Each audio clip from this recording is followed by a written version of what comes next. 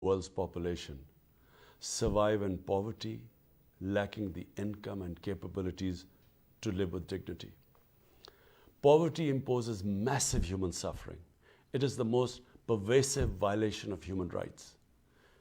It is also the root cause of socio-economic instability and of most political and security problems across the world.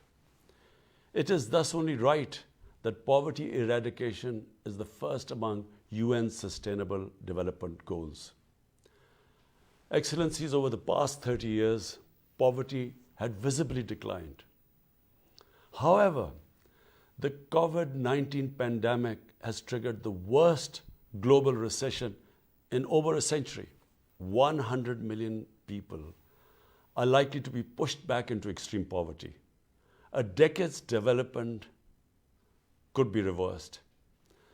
The COVID virus does not discriminate, but it is the poor and vulnerable who have suffered the most from it. In Pakistan, we have been able to control the virus through our strategy of smart lockdowns. My government has done its utmost to shield the poor and the vulnerable. Despite our financial difficulties, we implemented a $1.25 billion package to deliver emergency cash to over 15 million families, covering over 100 million people. My government is implementing a multi-sectorial poverty alleviation program, EHSAS, which means compassion in Urdu. It is the largest poverty eradication program in Pakistan's history.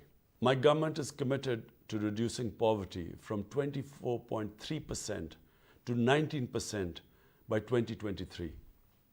My aim is to create an Islamic welfare state based on the principles of Riyasat-e-Medina through inclusive, equitable growth and economic modernization.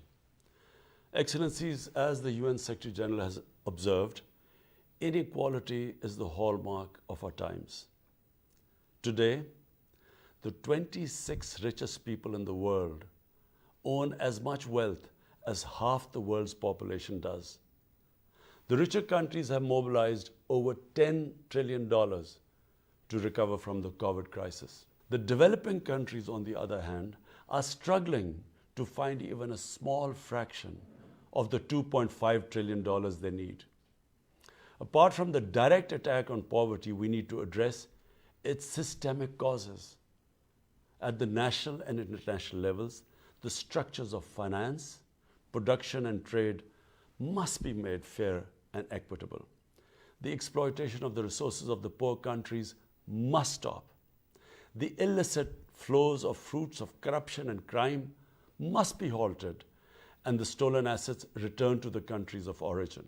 And developing countries must be helped to recover from the COVID crisis, to realize the SDGs, and to ward off the impacts of climate change. The financial resources needed by the developing countries must be mobilized through debt relief, which I called for last April, the creation of new special drawing rights, and expanded official development assistance. The realization of SDGs can be accelerated, especially through major investments in sustainable infrastructure and renewable energy, transport, housing, water and sanitation. New technologies must be mobilized and the digital divide bridged to enable developing countries to leapfrog into a modern development paradigm. I'm confident that this important event will contribute significantly to a collective fight against global poverty and the promotion of SDGs. I thank you.